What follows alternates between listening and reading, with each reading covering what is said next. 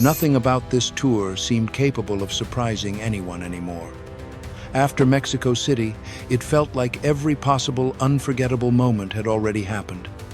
The moonwalk, the side flip, the grandmother bow, the baby army cowboy hat, 60,000 voices singing Cielito Lindo before the lights even rose.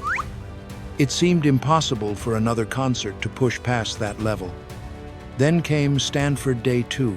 What unfolded on the night of May 17, 2026, inside Stanford Stadium in Palo Alto, California, during the second of 3 completely sold-out performances, became something far larger than a single viral clip or unexpected interaction. BTS, only the second act ever to headline this venue on the university campus, delivered a night that kept building without pause. Every segment introduced another moment nobody anticipated. Every transition raised the intensity higher.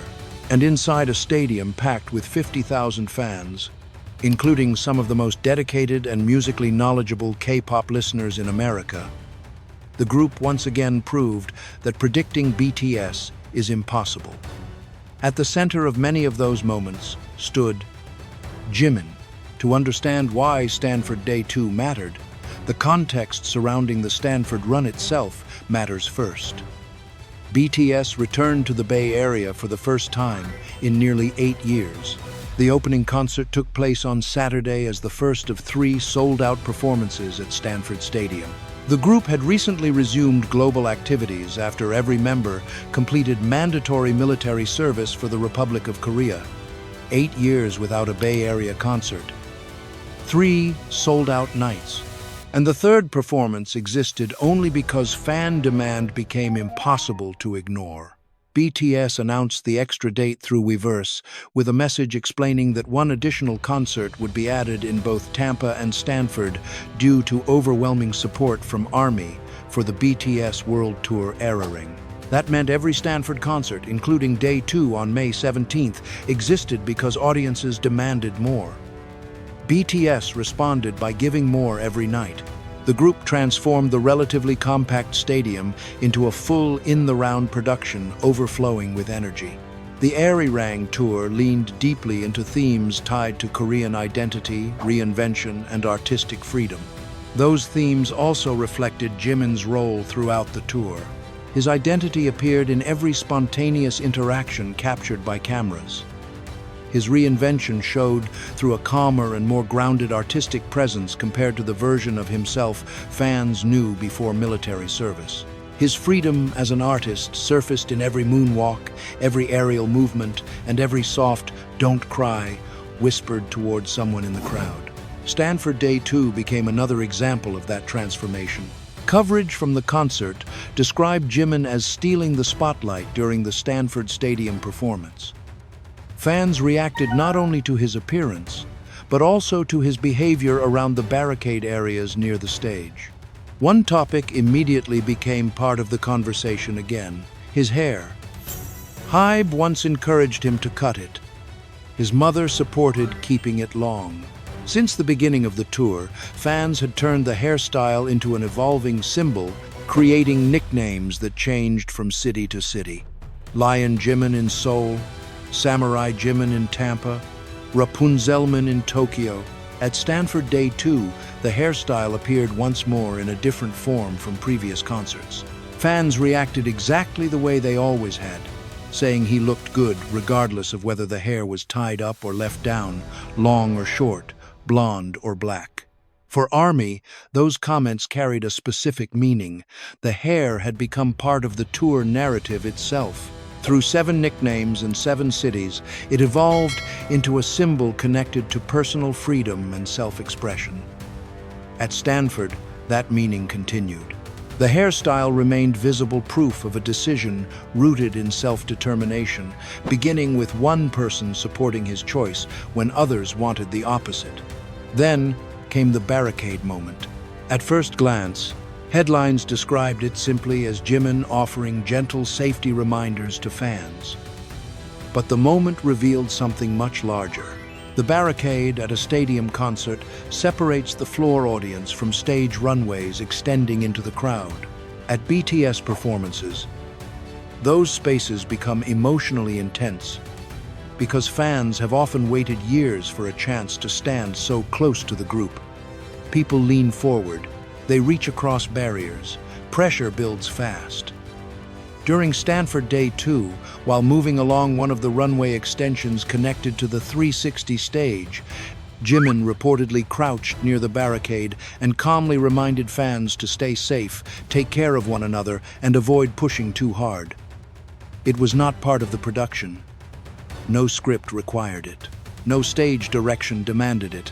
The person drawing 50,000 people toward that barricade chose, in that moment, to reduce the chaos instead of intensifying it. Rather than feeding the emotion of the crowd, he focused on the people inside it. Are you okay? Be careful. Watch out for each other. In Mexico City, Jimin bowed respectfully to a grandmother in the crowd. He handed his hat to a crying baby, Army. He leaned over the edge of the stage and softly told a girl not to cry after spotting her among 60,000 people. In Tampa, he typed, "Love you," for a fan wearing a handmade shirt.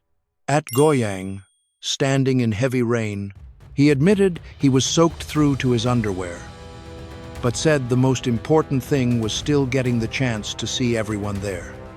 Then, Stanford Day 2 delivered another moment.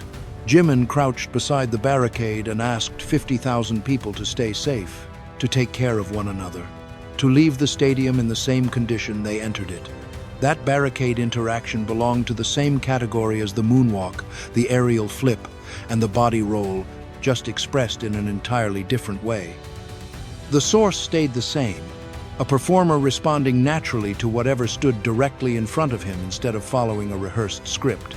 Then came the moment that sent the internet into complete chaos and laughter at the same time.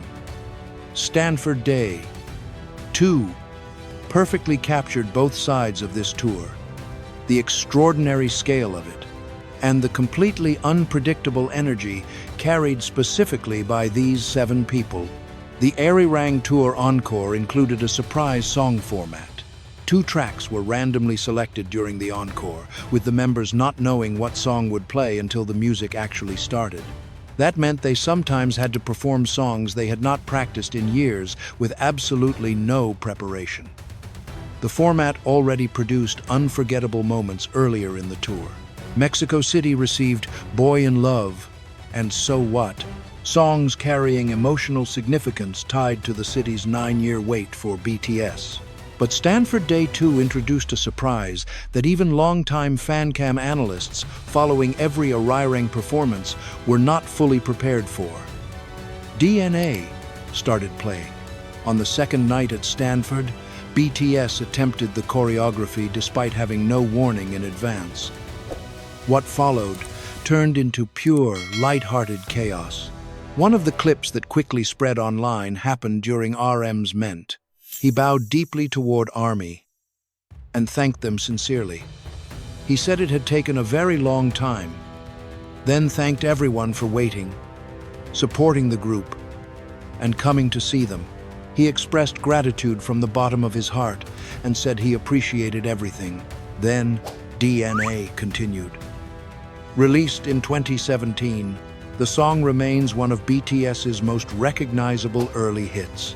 Its choreography became iconic worldwide through the music video, with famous formation switches, detailed arm movements, and exact footwork recognized instantly by fans everywhere. That same song appeared unexpectedly during the encore. The members had not performed the full rehearsed choreography in years. They were already several songs deep into the encore section. No warning came before the music started. Still, they tried to perform it anyway. Fans quickly pointed out online that BTS last performed DNA with rehearsed choreography 4 years earlier.